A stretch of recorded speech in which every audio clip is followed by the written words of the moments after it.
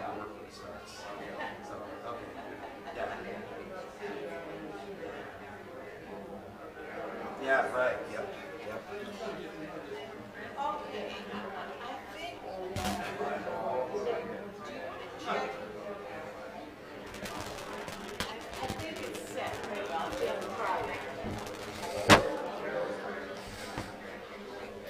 Check, check, check. Yep. Oh, that sounds pretty good. Yep.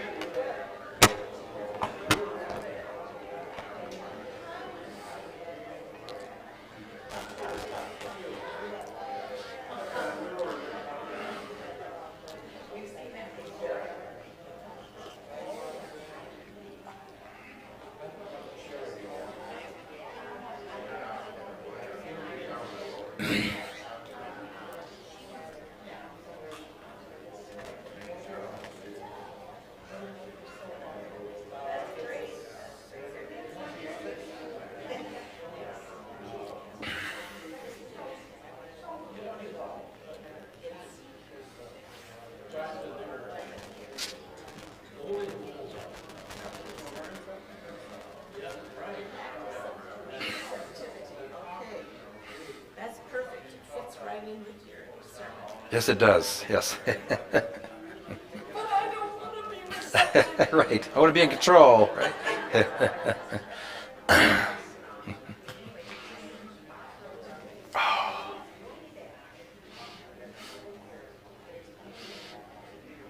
Just a quick question. Will you be preaching on Confirmation Sunday?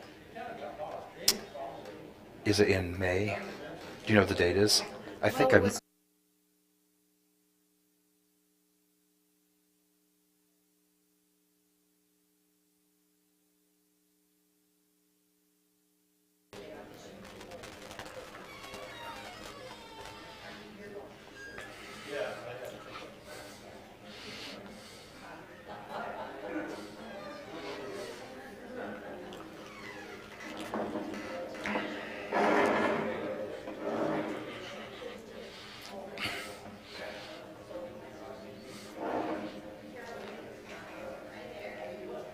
You tell me when you're ready, Judy. You ready? Okay, ready. All right. I think we're a little loud. Sounds a little bit loud. Great. All right, let's join together in prayer.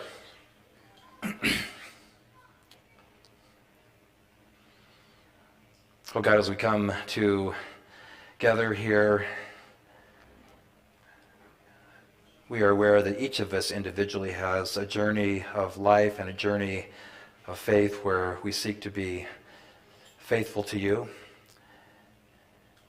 And then we're also on a journey of trust and faith also as a congregation. Right now we pray that we would continue to learn and listen from each other as we listen for your voice in this time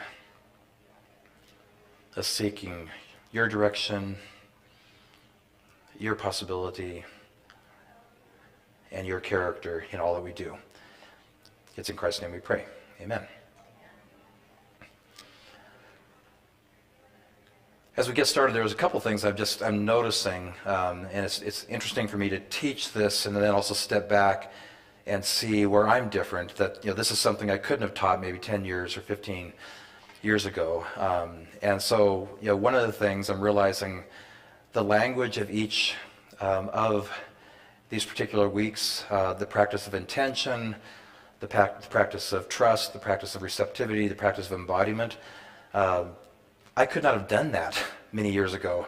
And as I said, I think in one of the other classes, my first 20 years as an adult were very much goal-focused, ambitious. I could commit to just about anything as long as I had like a 7-year plan, that organized, that year, that month, that week. Like it's okay, this is where we're going to be in 7 years. I was very anal about that kind of thing. And it really was hitting a place in my life, probably started late 30s, early 40s, where I could see that way crumbling. And what I noticed is that my inclination was to work harder to make it happen, and discovering that it wasn't about working harder, that I was going to have a different approach. And so there's two pieces to this. One is that I've discovered a new way approaching my life as well as ministry, which is very much not the here's where we're going to be in 10 years and here's how we're going to get there kind of approach.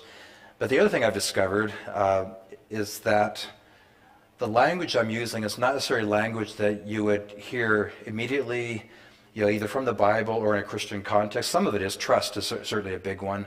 But one of the things that's happening is that there's just numerous places in the world where there's kind of a new language around our spiritual lives. And some of that's in churches, and some of it's in psychology, and some of it maybe even feels kind of new age.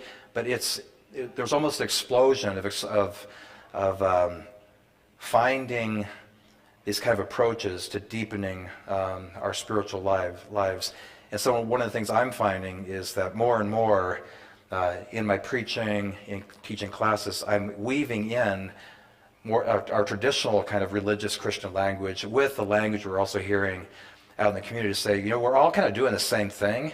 It's just a different language. And so my first slide actually is part of this. So Dr. Miller wrote a book called The Awakened Brain, and the subtitle is The New Science of Spirituality and Our Quest for an Inspired Life. And this is one of the things we're seeing, is that religion and science are now in conversation with each other. And so we're seeing more and more psychology, theology are overlapping in great ways. And it all seems to be directed toward what is the religious life? How do we respond to what we call the religious impulse, which has to do with the questions around how are we connected to each other, and how are we connected to the sacred? How ought we be treating each other? Those are basic kind of religious questions, and the new science is asking the same question. And so the language is a little bit different. So to me, it's a very exciting time, because I think we're going to end up with, at some point, an integration of all of this. And I know it's happening for me. I can see it in my preaching. I'm starting to blend in, some of that. But over the coming years, we're going to see more and more of that. And what I'm hoping is in our seminaries, we're not just doing exegesis and interpretation of the Bible, but we're also doing interdisciplinary stuff to see where the connecting points are. But this is one of the things that she says in her book. Dr. Miller argues that our modern obsession with achievement has led to neglect of our spiritual side, contributing to increased depression and despair. In contrast, awakened awareness, a state where we are receptive to life's signals and guidance, can serve as a neuroprotective, see, this is all science language, to serve as a neuroprotective mechanism against such issues. And one of the things I'm finding in this, I'm actually going to talk less about this as I am about this sort of stuff showing up, is that when we're in our churches, we talk more about what God is commanding us to do. It's like, well, God says we should do this. Where science comes from is they start looking at what's a healthy life. And one of the things that has just made me kind of giggle every so often is that coming from a religious background and having a religion degree from college and then seminary, there's things that I've just assumed as part of my life. And I know a couple times I've seen an article coming out where it says, scientists have now discovered that prayer, deepens our life and makes us more healthy. And I'm like, duh. We've been saying that for 2,000, 4,000 years. But so I have part of me that gets kind of frustrated with that. It's like, why does it have to be science that tells us that it's actually effective? We've known this. Cultures have come together and learned these things by experience for a long, long time, and then it shows up in our religious traditions. So there's part of me that gets frustrated that it's only valid until, when science finally tells us it's valid. On the other hand, I'm thrilled that we're now beginning to talk the same language, but coming from different perspectives. On the religious, we tend to say, well, we have a belief in God, and therefore, because we have a belief in God, this is what God wants for us. Where science says, how do we be healthier as an individual, healthier as a community, And then they go into the practices of that. But we're discovering there's this intersection between the two. I don't think I'm going to say too much about the awareness piece, except that it fits into the receptivity, which has to do more with our bodies. We have the five senses. And if you go through life simply being open to what is it your senses are telling you, awareness of what you're feeling and seeing in the world. I think I said this in one of my sermons, but I started this practice of what's called stream of consciousness journaling after my divorce 19 years ago. And I stayed true to it the whole 19 years. It's now part of my day. But one of the things I've discovered in it, there's journaling where you sort of do it at the end of the day and you kind of capture what the day was about. Your stream of consciousness journaling it's awareness journaling. All you're doing is writing down anything that shows up. And so you couldn't look at my journal and know what's going on, and I can't even look at my journal months later and know what's going on, because the reason is even mid-sentence I'll shift. The whole thing is to learn simply to listen to whatever's whatever's there, and just to write it down in kind of a stream of consciousness. And if like somebody's name will just show up, and that'll show up in the middle of a sentence without any reference to anything. But the whole thing is to just get in touch with whatever it is that kind of your body and your soul is working on. Is this mindfulness? Yes, very, very good. Right. Yes. Yeah. Yeah, the question is this mindfulness? I think this is where we're seeing some of the integration. The awakened awareness, mindfulness is a practice you now see, yoga, meditation, now the language of mindfulness. And this is where I'm getting excited to see this integration now between language that's largely used outside of the churches, but now we're seeing where it's also connected to our religious practices as well. Okay, we're going to watch the trailer to the movie The Way.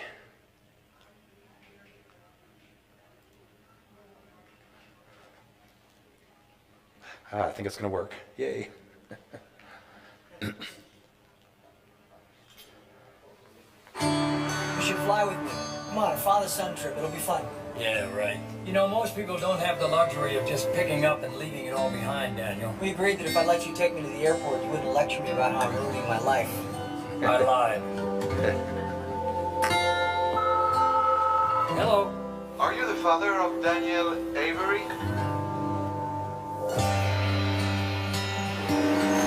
I was walking the road to Santiago de Compostela, 800 kilometers on the northwestern coast of Spain. This is everything it had when we found it. People have walked the path for over 1,000 years. The way is a very personal journey, Mr. Avery. Daniel was my only child. We're gonna walk the Camino to Santiago, both of us. Tom. This is the way. Hi, I'm Joost. There's no mystery why I'm doing this trick. Oh, look at cheesemakers. Hola. Hey, don't wait. You should try some. No, thanks. No! Come with me! Right, I'm from Amsterdam. That's huh? What are you looking to score? I love this guy. It wears off quick, I promise. Hello, I'm Jack from Ireland. How long have you been out here? On the Camino or on this particular spot? You pick. Well, geez, it's hard to say. So what is it, on pilgrimage to change your life? Something like that. Flint box with the ashes. My son. That's brilliant. Tragic, of course, but brilliant. Oh, no! Tom, your son. I'm so sorry. I had no idea. My son was almost 40. Yeah, but he'll always be your baby. What was your son like? Smart, confident, stubborn. Pissed me off a lot. Was a lot like you.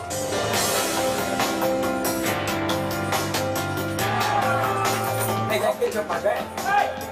Hey! You can keep the bag! Just give me the box!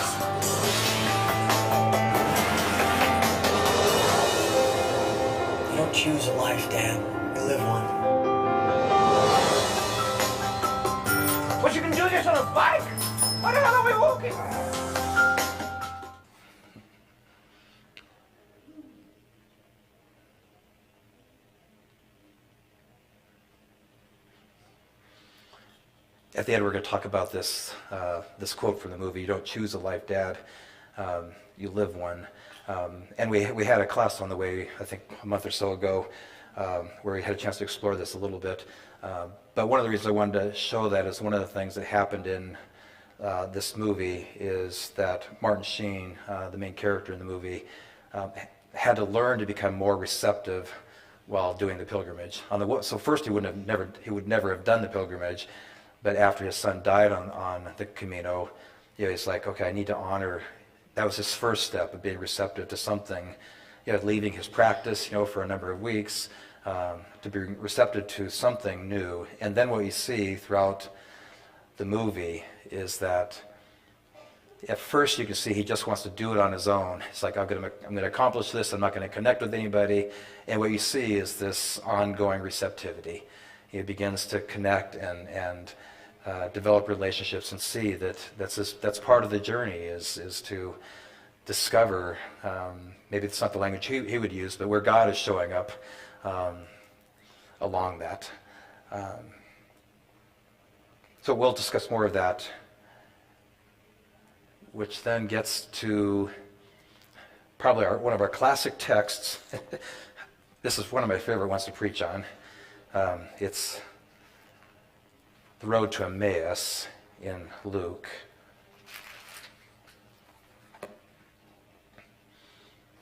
And I've titled this as, when receptivity is lacking.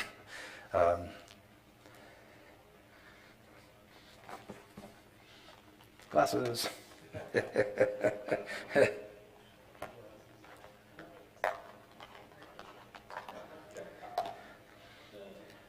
And so, excuse me, this text takes place after Jesus' death and resurrection, and he's showing up. But on the first day of the week, at early dawn, they came to the tomb, taking the spices they had prepared.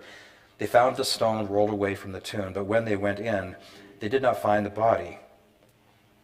You know what? I'm starting a little bit too early. Okay. Now on that same day, two of them were going to a village called Emmaus, about 7 miles from Jerusalem. And I want to emphasize this, about 7 miles.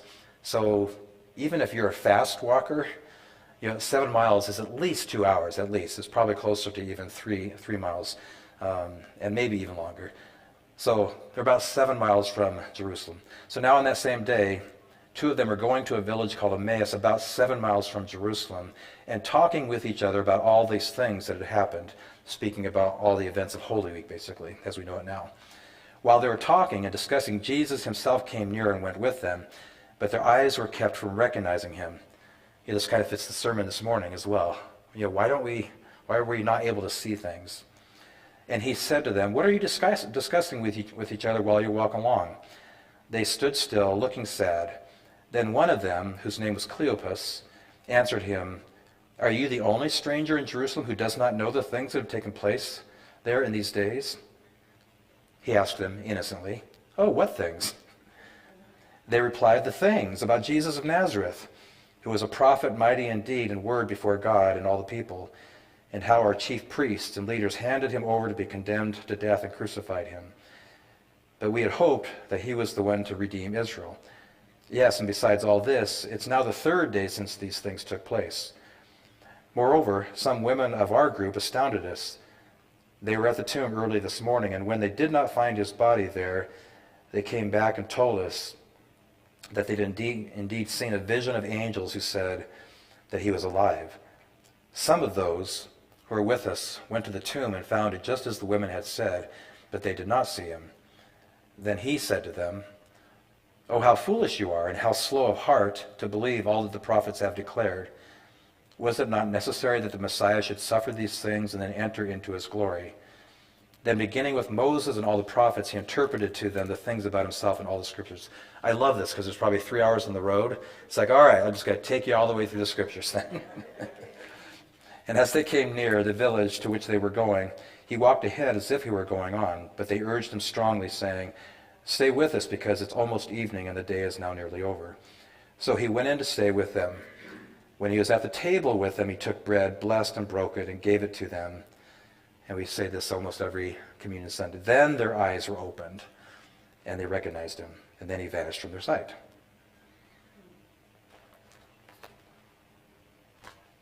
Yeah, I just really love this text, especially when you play it out. You know, we're talking about probably close to 3 hours of walking. Jesus is just telling them all about the scriptures and how it is that he was fulfilling them.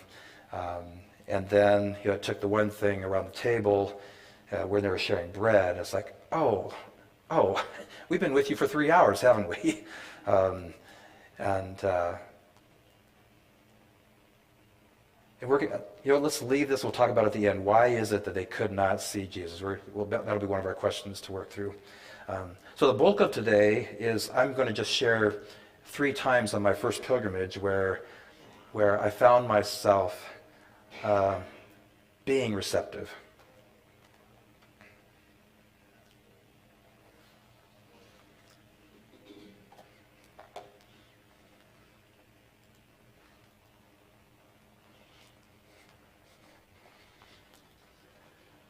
So from page 25 from my book, this is the Navajo pollen path prayer. And this was my 5th day on the trip where I started in Portland, and I was heading toward eastern Oregon at that point. I could not have predicted how deeply powerful this day would be. Somewhere between the physical beauty of the terrain I rolled through and my heart beginning to open up to the experience, I simply felt pure goodness all day. Even on the one brutal climb, the second of the day, I was overcome by how much goodness there was around me and how much goodness I've been afforded in my life. Much of the day I found myself reciting the Navajo pollen path prayer. Beauty before me, beauty behind me, beauty above me, beauty below me, beauty all around me. I am on the pollen path. Years before in college, I had taken a Native American literature class while immersing myself in a religion major. They were in different departments, yet I was struck by the parallels between Native American legends and the stories of the Bible. I rode for miles along a crisp stream with just the sound of the wind and the water rushing by. I was wonderfully meditative and soulfully healing. It was wonderfully meditative and soulfully healing. Twice I saw lying ahead canyons with the same stream carving its way through the gorge. After the night at Ochoco State Park, I think my heart was still vulnerable from the magic of the moonlit night and the disappointment I'd felt over the lost connection with Bob. There was more to it, however. I've had some rough moments in my life. As I recited beauty before me, beauty behind me, I felt a softening toward the people and the parts of my life that had been deeply wounded and who had deeply wounded me or hurt me. For reasons I still don't understand nor care about, my parents split when I was 3 years old, resulting in my birth mother leaving our family. Over the next several years, I only had contact with her a few times before she decided it was better not to see my sister and me until we reached adulthood. The feeling of abandonment runs deep in my soul and unfortunately was duplicated in my late 20s when my dad's second wife, a stepmother who later adopted us, abruptly ended our relationship. As if life comes in a series of repeated patterns, my wife of 25 years suddenly moved out one day with no warning. And yet, with all the pain those experiences and memories elicited, my heart felt big and expansive this day.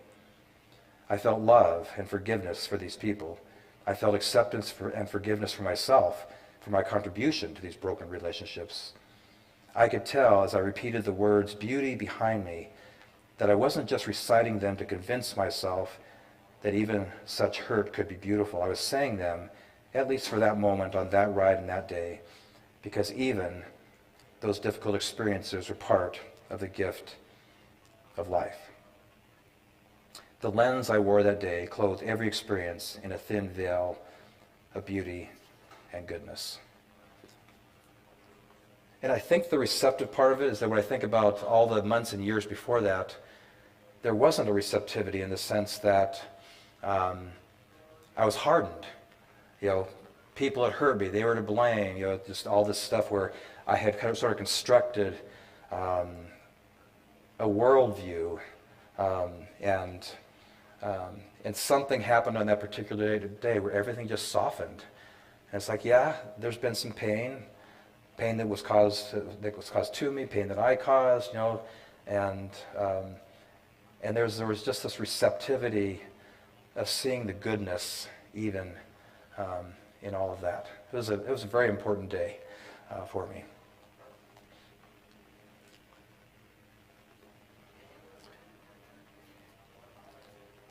And then, this is on day 18, and I was nearing Bozeman, Montana, which is where I was born. And I remember from my childhood being at my great-grandpa's house, and so I knew I'd be riding within about 10, 12 miles of that, and so I took a detour to see if I could reconnect with that. But one of the reasons for the journey also was this sense that I was a minister, but ministry was changing dramatically, and I had to work through if I was going to continue to serve the world as a minister, what was it going to look like going forward. I was expecting to make a quick visit to my great-grandpa's old house, but Three Forks wasn't the way I remembered it. I recalled a dinky little town with a majority of houses lining the one existing street. Three Forks had grown more than a town should be allowed to grow. I recalled a small hill behind great-grandpa's house, just big enough to have a good sled ride down. I remembered it because of the time we walked up the hill when great-grandpa was trying to catch a pestering skunk. The cage had done its work, and thankfully, I don't remember what great-grandpa did with the skunk. But Three Forks didn't have a hill anywhere in sight. It was flat as a pancake. I asked a few locals if they'd heard of the Ambersons and if they knew of a hill somewhere in town. I must have appeared a little loony. The people were polite, but I can't help wondering if they were thinking, "Look around, buddy, do you see a hill here?" Instead, they said, "Yeah, name doesn't ring a bell, and Three Forks is pretty flat all over." I rode in circles around town trying to make a connection between Three Forks and my great-grandpa. On the main road, not a full block from my motel, was a sign, "Willow Creek, 7 miles. It finally hit me. He lived in Willow Creek. My father had always said Three Forks because it was the nearest town of any substance that a stranger might recognize. The detour into Willow Creek would only take about 2 hours to my day, would only add about 2 hours to my day. I only had a fairly short distance left to Bozeman, where I would take at least one rest day.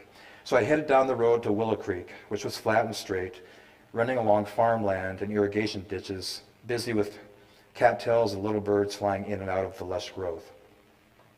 As I neared Willow Creek, a warm feeling ran through my body. I could see the grain elevator. That was always the first signal that we were getting close to great-grandpa's house. We lived there for a few months after my parents divorced and my mother left. I know, but I have no memory of that. I remember the grain elevator from those every other year trips we took after we moved to Colorado. As I rode into town, I was transported back to my childhood and the excitement I'd feel every time we returned. Willow Creek is small, very small. The population is listed as 210 and maybe only slightly larger than it was 40 years before when we were visiting. I followed my instincts, cycling down Main Street and keeping my eyes open for the familiar hill where I expected to find my great-grandpa's house. I found it, but it wasn't exactly as I had remembered. In fact, it seemed a lot smaller. The house my great-grandpa had built was no larger than a shack or a one-car garage by today's standards, yet it looked right. I just wanted to confirm it. Next door, a neighbor was busy on his front sidewalk with a measuring tape and tools. He was getting ready either to widen the sidewalk or put in permanent flower beds. "Excuse me, sir," I began. "I'm cycling through the area. This house may have been my great-grandpa Amberson's place. He died in 1986. A long time ago, but I wondered if you might have any information." "Amberson, yep. That name rings a bell," he said, stretching his back. "I believe he built the place, right?" "That's him." I was pretty sure this was the place because I remember the hill behind his house. He gave a wry smile. "I understand he was quite the character." "I don't know that for sure," I said, "but I do have some pretty fond memories of him. He used to put my sister and me to bed at night and give us a pill to help us sleep. We really thought that he was giving us some special medication. Only later did we discover that the thing he called a pill was actually a chocolate chip." He cracked half a smile at the image. "You're pretty loaded down there on the bike. Where did you ride from?" I told him about my need to reconnect with the places and the people of my past, following a divorce and the slow, painful erosion of professional ministry. John, as he introduced himself, opened up. "That sounds tough. I recently divorced too. A few years ago, my wife and I lost a child. Then I got a neurological disease that's slowly disabling me." I could see its effects on his face and arms where his skin was marbled and broken in spots. It was just too much for my wife. She finally left a couple of years ago, and now I'm just trying to survive and fight the bitterness. I watched him as he continued to work on his project, whatever it was, on the sidewalk. It seemed to me that he was trying to build a little beauty and structure into his disappearing world. I realized I was playing the role of chaplain, listening, helping him process the feelings of grief, loss, and bitterness that seemed to be companions to his triple dose of cruel loss. The biggest thing I'm learning, Brian, is to just accept life on life's terms, John said. I'm working on letting go of the expectations I had for my life so that I can enjoy the actual life I still have left. I nodded. In some ways, that's what this pilgrimage is about for me, too. I'm not sure yet whether I'm trying to beat back my losses or learn to accept them. 3 weeks ago, I thought it was the former, but now I'm not so sure. Do you believe in angels? John asked. The question surprised me, but I took a stab at being as honest as I could. Well, I don't know if I believe in actual angels, but I do believe there's a loving presence that exists in the world. I'm not sure what I believe, but since I've been sick, I feel like I'm turning my life over to something bigger than me. I'm not sure what it is, but this does not feel like the end. We talked for nearly an hour, him on his knees on the sidewalk and me straddling my bike. Strangely enough, it didn't feel like a one-way conversation, as if I was the chaplain and he was the parishioner. I listened to him talk about his broken world, and he allowed me to explore my grief over the losses I'd had and continued to experience. But it was through our attempts to accept apparently difficult futures that we really connected. He was trying to come to terms with a disease that so far had only one outcome, increasing disability and death. And I was trying to come to terms with a profession that seemed to be dissolving away just when I was hoping for more stability and security as I entered my 50s. I strolled back around the corner to my great-grandpa's shack-like house. I took a picture of it, the hill rising in the background the way I remembered it 4 decades ago. The lingering fondness for my great-grandpa, coupled with the conversation with John, somehow linked my distant past with my present identity and my future fears. They were part of one unfolding story. I rode away saying to myself, this is who I am. This is what I do. This is where God wants me. So on this theme of receptivity, I took off on the pilgrimage, wondering if ministry was over for me or what it might look like. And then I had this encounter with him. It's like, oh, yeah. So it was just, and even the fact that I took the detour, part of it was knowing it's going to add 2 or 3 hours to my day, but to reconnect with that place and just to kind of stay open to the experience. And of course, I got way more than I could have ever expected that day. To meet this, and you can see the picture, his face, it's terrible neurological disease that he had, and he was expecting to probably die in the next couple of years.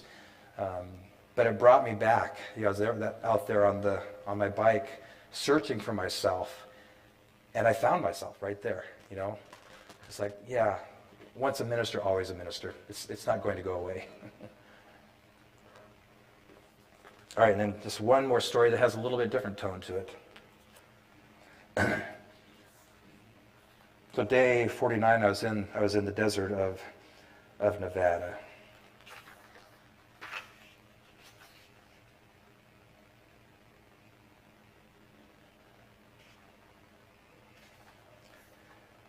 Here we go again, I muttered, mounting my bike.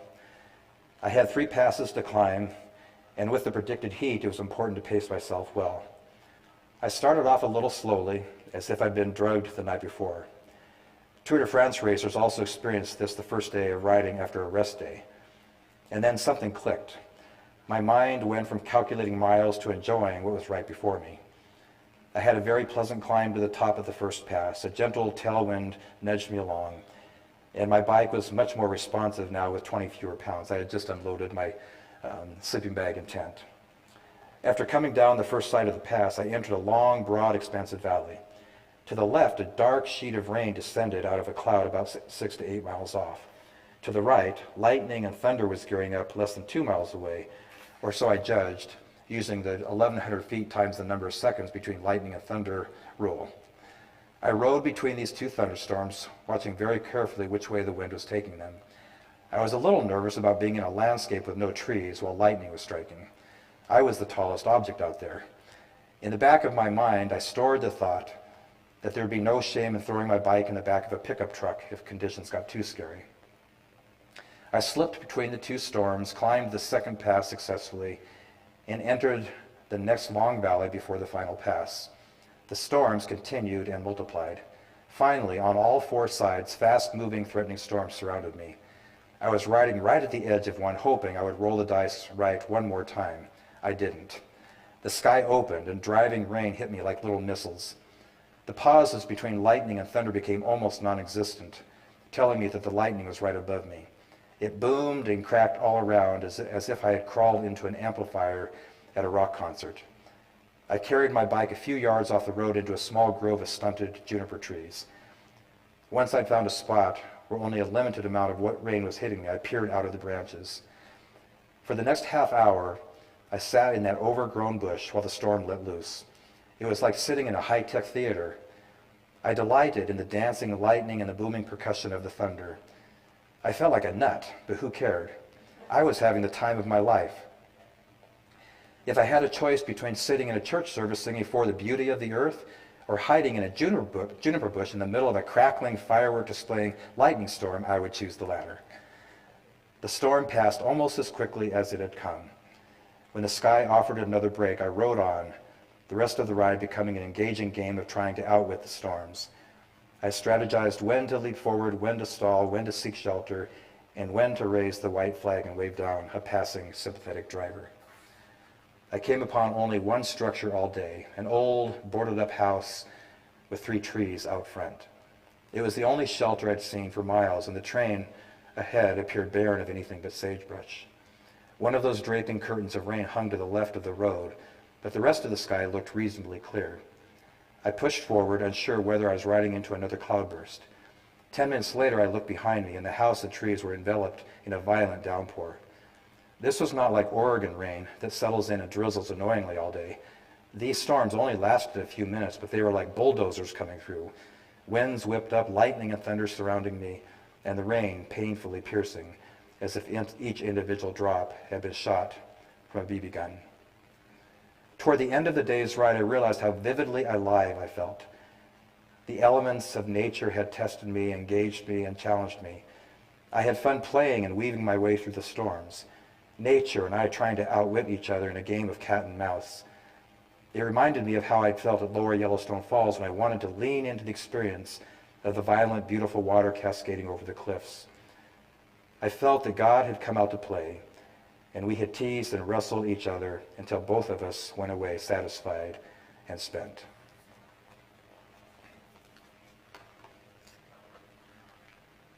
I think what that has to do with receptivity for me is that if I'd entered into the day and had looked at my weather app, I would have said, well, not today. It's like I would have planned something different. That's sort of that controlling your circumstances thing.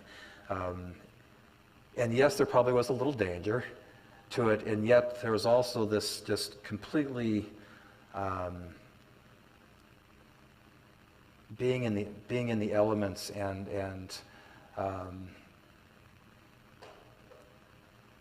it's so hard to explain. That right there in the middle of the elements and experiencing it with not controlling my environment, but allowing myself to simply experience the environment. And last week we talked about, at what point is risk, taking too much risk, too risky. But I also think there's an aspect of, I think so much of our society is based on sort of controlling our environment, controlling our life. And one of the things I learned about this was a certain amount of letting go and allowing yourself to just experience what was before you. And then having to make the decision, at what point is taking a risk too risky.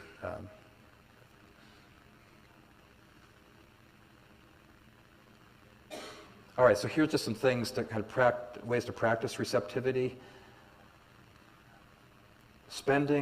Practice spending as much time asking questions of curiosity as you do making statements of position. I'm going to say I think that's really important, and I'm going to say it's also important for the process that you're going through here. One of the things I've discovered in my work is that people kind of get something set in their mind, and then we end up in I wouldn't quite say arguments, but sort of defending positions. But something shifts when you approach all those conversations from the position of curiosity. What am I going to discover about you? What can you teach me? And it shifts the whole conversation when we're not coming in with a preconceived notion of what something should be, and then we find ourselves defending it. So yeah, more and more enter into relationships and conversations, asking questions of curiosity. And the next one sort of fits it. Assume every situation and person has as much to teach you as you do them. That's one of the things that I've discovered, and one of the ways I try to keep my understanding of God open, and one of the reasons I say that is that if I get too rigid in my understanding of God, then that closes me off to how God may show up in you as well. And for me, it's assuming that I'm going to learn a little bit more about God in every encounter that I have. And I can remember my early years, sort of defending my understanding of God. So, no, God is this. My sister especially. My sister's much more on the conservative side. We argued for 20 or 30 years. And somewhere in there I began to shift, to understand, to see that, my sister has a different perspective. And other people have different perspectives. And then what can I learn from them about how God shows up in our world. I still find limits to that, but more and more I'm learning to do that. Make a regular date with yourself to discover something new. Instead of just planning, this is what I'm going to do tonight, what if you had a spontaneous night? Just to go out and see, oh my gosh, there's a lot of people showing up at this building. What's going on there? I think I'm going to show up there and see what's happening. So just enter into more of your life, approaching things spontaneously. A simple thing, drive home on a different street or strike up a conversation with a neighbor or a stranger. Just change it up a little bit. It's one of the things like with our GPS, it always tells you what's the fastest way. But what if being efficient and fast is not the most important thing to you? What if discovering something new is important to you? So that's one of the things I find is that just taking a different route, it maybe only adds 1 minute or 10 minutes or something to the ride, but so much we're set up with efficiency, productivity. That's a basic assumption of our life in America. But what if the assumption was discovery? Then GPS would say, well, you know what, you took that one last week, why don't you take this one this week? So if our life is based on discovery, we would have different assumptions.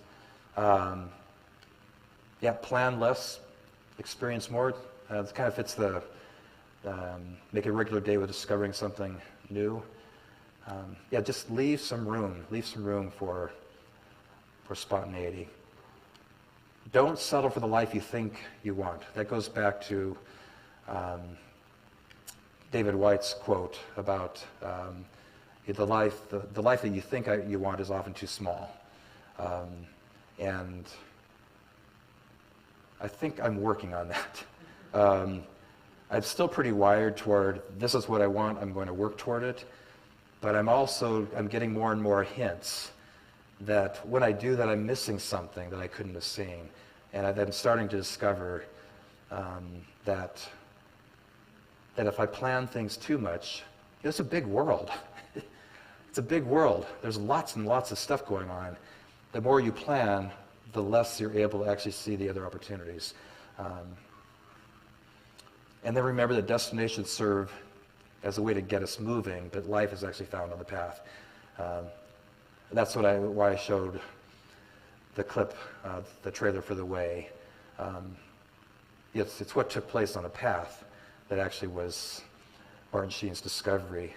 The people he met, what he learned about himself. It wasn't to get to the end and just spread his son's ashes, but it was everything that took place in the midst of that. All right, now we'll turn it over. So you don't choose a life, Dad. You live one. Have you found that to be true for yourself? Does that not sound right? What's your experience with that? Kathy? We're going to give her a microphone here. Okay. For the live stream people, so they can hear you. That's why my favorite poem is Robert Frost, The Road Less. Road Less Traveled, Traveled. yes. Yeah, yeah. Because, and I find myself doing that. If I'm going just in town, I always take a different route. What if I go down here? Will this street go through? But I'll get there eventually. Mm-hmm, mm-hmm. And everything I've planned in life, for the most part, has turned out differently. Than you expected? Yeah. Yeah, right.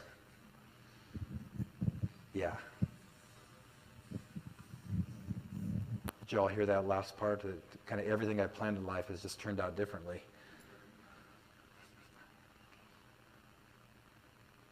Others. Lynn. Right, right. Well, I was from the generation, where your husband decides where you go. Were you what? Say it again. My husband, I said I'm from the generation where your husband decides where you're gotcha, going to go. Gotcha. Okay, yes. That was back then. Uh-huh. And so we moved a lot. And I didn't ever mind that. It was a little upsetting for our kids because they were in different schools. But it turned out that each time we moved, it was a new experience for me, and I always found a job. And so we lived one that was different than what I ever thought it was going to be, and it was good. It was really good. So. And my sense, part of what makes it good is if you go in with some openness, then you can find the goodness. If you go in and say, this is how it's going to be, and then it can disappoint you, right? It's like, this is what I expected it to be. Yeah. Jean. I never expected to marry a boy from my hometown.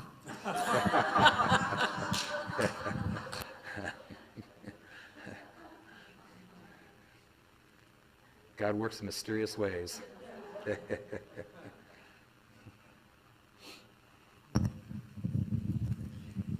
When you were talking about always following your husband, when my dad went back into the National Park Service, and we ended up moving every 2 or 3 years, my mother she was running a research lab at Parkland Hospital when he made that decision, and she would find whatever was available, whether it be teaching earth science at 8th grade or doing art projects for the park, and whatever happened. You adjust. And we have moved. Kevin and I have moved a lot, sometimes for me, sometimes for him. So we've taken turns. Yep. Yeah, I think that fits the theme of you live one. I think what I have when I think about the language of choice, because I think we all make choices, but I think what this is saying is it's when you choose what it's going to look like, which is very different than making a choice and then letting things unfold. Jack. I was going to add, there are precious few rewards getting older. Have you noticed that? You get 50 cents off on something. But as I look back, I find that I picked up a few little rules. One of them is no one ever really wins an argument. Really, you can't do that. You think you can, and you think you won. You didn't. Okay. Another one is don't judge somebody else's walk with the Lord according to how you did it. That's an easy thing to do. Well, there's an old story, and it's a fictional story. I'll be really quick, but at a revival service, a man sitting in the back of the church, after hearing 14 different verses of Just As I Am, said, I really should go forward because the pastor said, you might not be around tomorrow. This might be your last chance. So he almost went forward, the thing was over. He took a shortcut home across the vacant lot, fell into an abandoned cistern, and the water was right up to his nose, and he thought about what the pastor said. He said, God, I could drown here. Nobody would ever know. And I didn't go forward. So he started making a decision right there, and he prayed, and somebody came, pulled him out. And from that time forward through his life, he pushed people into cisterns. Now, that explains how you put your experience onto someone else's. It's not a good idea. But yeah, I like that. the other one is that when you go to college, you learn what you don't know. Okay?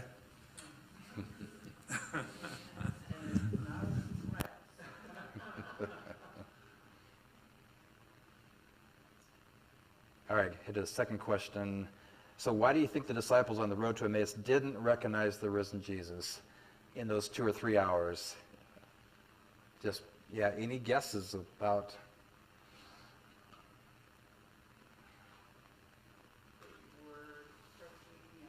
He used to look. Yeah, maybe look different? Yeah. Mm-hmm. Even though they recognized him around the table eventually. Yeah. Yeah.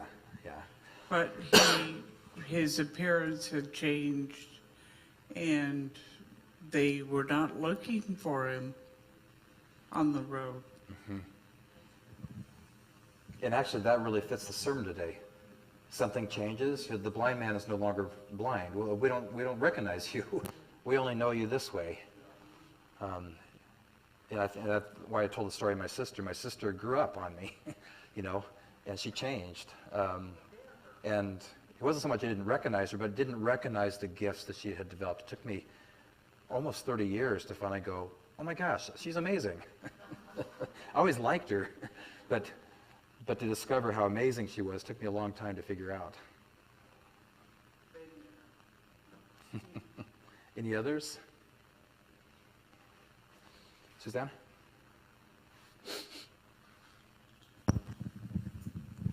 Well, putting yourself into that walk to Emmaus, how many of us would have recognized Jesus? He died. Now, He wasn't in the tomb, but, you didn't know where he was. Mm-hmm. And we all have our blinders on, or, you die and you're not going to see him again. And the reality of I tend to be many times more, practical, I would say. So I think it's, I can identify with those two men walking to Emmaus and not recognizing him. So I think it's a great story to remember, to be receptive to experiences, and you may not get you're going to get out of it right at the moment, but to think about it. It's kind of like your ride on the bike. Or when I hike, you go and just things come to you, and it changes your view. I remember well, Craig would remember, I think it was 3 or 4 years ago, we were hiking in Glacier Park, and we ran into 2 people from Texas who said, there's a grizzly bear up there just around the corner. And I said, well, do you want to come with us to get up to this place? Nope, we're turning around. So Craig and I continued on, and the bear was not right there, but it was down the slope. And I don't know what happened to me at that moment, because I'm kind of bear wary. I mean, I had my bear spray, but we saw it eating the service berries, and I was not afraid. We watched it. Craig wanted to watch it longer. I said, I think it's time for us to kind of move on. We've had our experience, and he wanted to, watch it longer. But it just came over me, the awe, the beauty of the situation, the grandeur of the bear, that we were in his territory. We weren't supposed to be there. This is where he lived. I experienced it and I moved on, but I kept thinking about that. I became receptive to what was there at the time. So I think all of us, like you said in your book, you just have to keep your eyes and ears open and realize you may not get it right at that moment, but it might be that night when you're going to bed. It may be the next day when you're taking a walk that it'll come back to you, and it'll change your life forever. I think that makes a good point, because the first couple, the Texans there, all they could see was danger, and then and you were aware of potential danger, but yeah, to be open to the other parts of the experience, just the beauty, all that was there. Okay, yeah. Kathy. Well, those folks had been through an amazing few days. I mean, they were overwhelmed with, what had been going on, and were just so agog that this person didn't have a clue about what had transpired. How much of their time was spent thinking about what they were going to say next, rather than hearing what was being said by others? That's my problem. The one thing that I could think of is I've learned that, because I'm kind of like you, a type A personality, I plan down to the detail. And it's easy to get frustrated when somebody cuts you off, or all of a sudden you have to wait forever in traffic. And I don't know, I just remember hearing somebody say one time, this is a God moment for you. Don't waste it. Don't waste it on anger. Look around, be aware. If nothing else, pray for the people that are in front of you, behind you, and waiting for you. It's just one of those things. Let it go. Yeah, and that's where Dr. Miller talked. That's awakened awareness. It's being more aware of the God moments, that are there, and we don't see them when we have an agenda. Yeah, Judy. I was just going to say, when I was told that I had cancer in July, I thought, I do not have time for this. But looking back the 6 or 7 months now, I have met incredible people. And I have been surrounded by people who love me, who saw me, who were present with me. And that's the receptivity that I have, because it's what I want to do is make you better or change the situation. And I was helpless to do any of those things.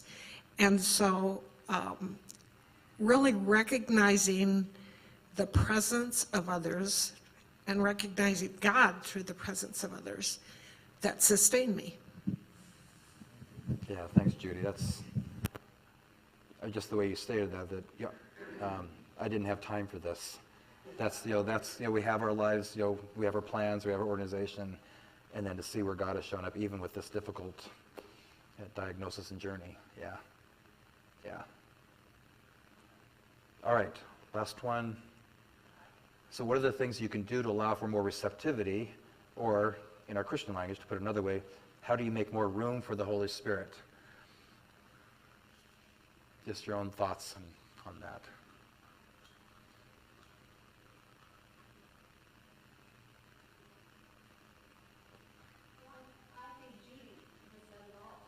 Yeah.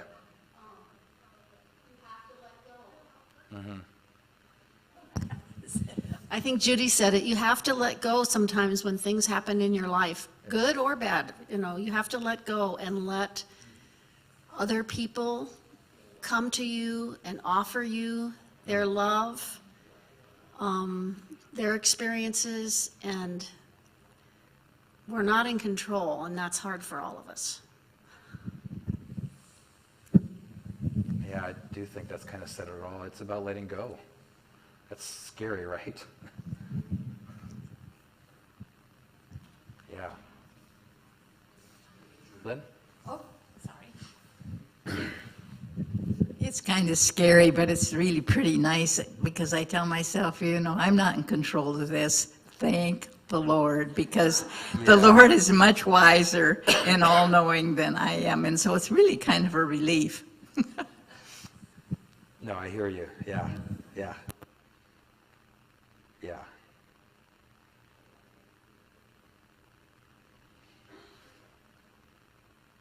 Okay, so in 2 weeks, we'll do the practice of embodiment, which is a big part of pilgrimage, because pilgrimage tends to be, whether it's cycling or walking, there's definitely a deep body part of it. We'll talk about that. But I think also the timing with the surveys coming out, and where we're really entering another stage right now in the church. And I think the thing I want to say is, and this has to do with where things are in terms of churches, facing some of the challenges. What I can tell you is that whatever future you have before you, it's going to come out of being receptive. And the reason I say that is that if this was 30 and 40 years ago, it used to be 30 and 40 years ago that there was enough kind of stability, and this is the way our denominations would work. There'd be a church that would do something really successful. The denomination would see it and go, oh, let's build a whole curriculum program around that. And then they would send it out, and then everybody would duplicate it. Those days are gone. What's happening now is it's all innovation. It's all new stuff that's happening. And so what we're discovering now is that what things look like is very different church to church. What we're discovering, though, is the process is very much the same. There's a process that churches are moving through to begin to discern their future, but we can't tell you what it's going to look like. I had a member of the mission study team meet with me like a month or so ago, and he was kind of having fun with me, and he said, well, you're a professional at this, you've done this a lot, I know that you know exactly where we're going to end up. And I said, no, I actually don't. I said, I know the process to get you there, but I have no idea where you're going to end up. And so what I want to say is, being receptive is going to be vitally important. You're going to have to stay open to new possibilities, and they may not look like church as you've come to expect it. That gets to be the scary part. It's like it's like Jesus being on the road. You may not recognize it. God may show up in some new forms, and so I really want to prepare you now for receptivity for the next few months, in that God will likely show up in some new ways, where there may actually be kind of a reaction at first, like, that, what does that have to do with church, or but just to recognize that God is on the move, and we need to keep ourselves open to what that's going to look like. So, any final questions? And I was just going to remind everybody, next week is the coffee fellowship, and then we'll have the final class the next week. So, just so you don't think something happened to our plan. Right. Yep. Yeah. All right, let's close in prayer. Thank you, O God, for walking with us on this journey. Thank you that we're able to do it together. Help us to stay open to how and where we discover you in each other, in the community around us, as we look forward to the special plans that you have for First Presbyterian Church. It's in Christ's name we pray. Amen.